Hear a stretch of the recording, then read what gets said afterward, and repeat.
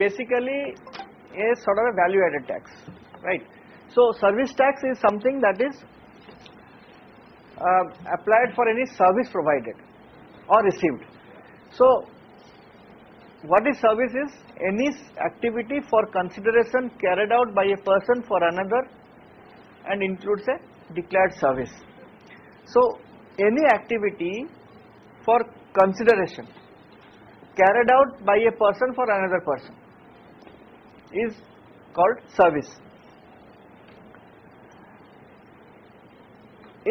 In the Finance Act 2012, in the latest last year, all services shall be treated as taxable services except those services which are included in the negative list.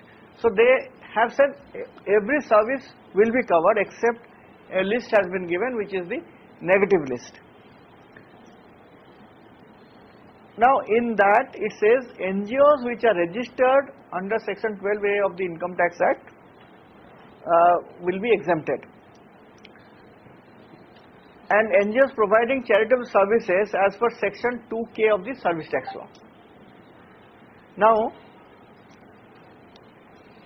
what is 2K of the Service Tax Law? It says NGOs engaged in public health, HIV/AIDS, NGOs engaged in advancement of religion, NGOs engaged in advancement of educational programs, NGOs engaged in preservation of environment and advancement of any other general public utility. This is what it says. These are included as charitable services.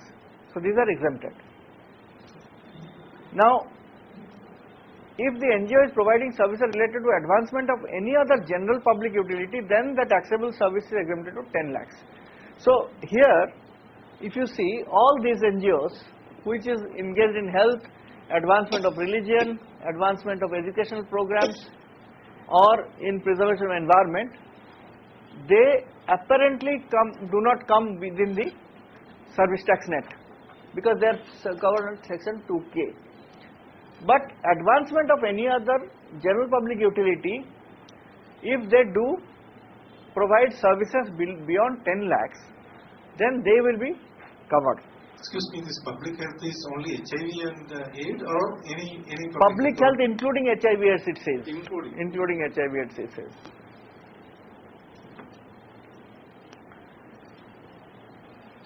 Yeah. So what is consideration?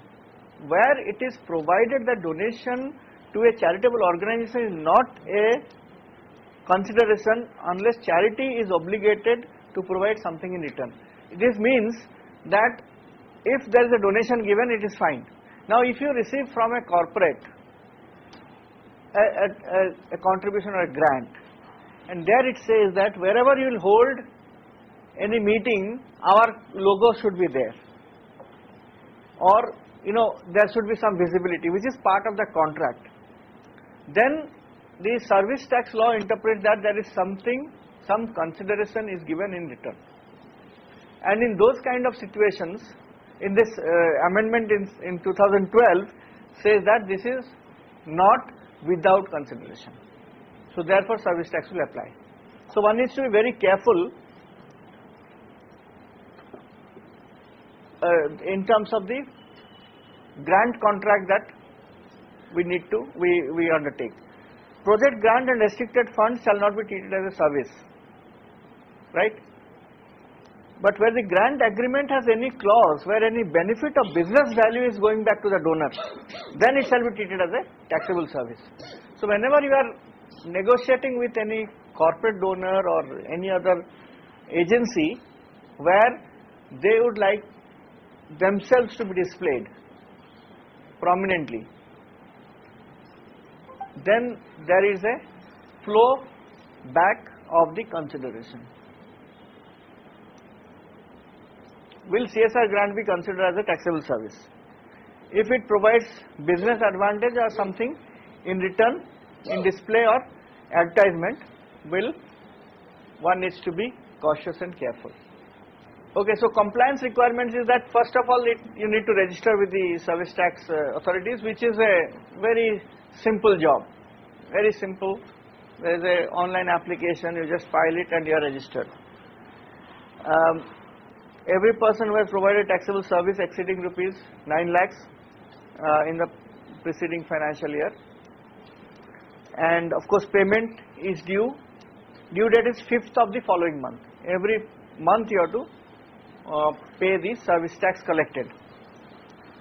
In case of March, should be made by 31st of March. Only in case of March it is within the financial year. Online payment 6th of the following month. So if you make an online payment, you can make it by 6th. Returns for service tax ST3 twice in a financial year, 2 times. Due dates are first half year ending 30th September. It will be by 25th of October, and similarly 25th of April. So there is interest for delayed payment 13% per annum. Period of interest, number of days between actual date of payment. And invoice, issue of invoice, bill, challan by a service tax assessor is mandatory as per rule 4A of the service tax rule. So if you comply with service tax law, every payment has to be supported by invoice. So there has to be invoice where you are charging service tax and then you are depositing it. And every invoice or bill or challan should mention the serial number, name, address and registration number of the service provider, name and address of the service provider, PAN number, description, classification and value of taxable service. So this is very important that this invoice should contain these things, and service tax should be charged 12.36% on top of the value, and that should be collected and that should be deposited with the government and returns to be filed. So this is about the service tax applicability and how you implement it at a very basic level.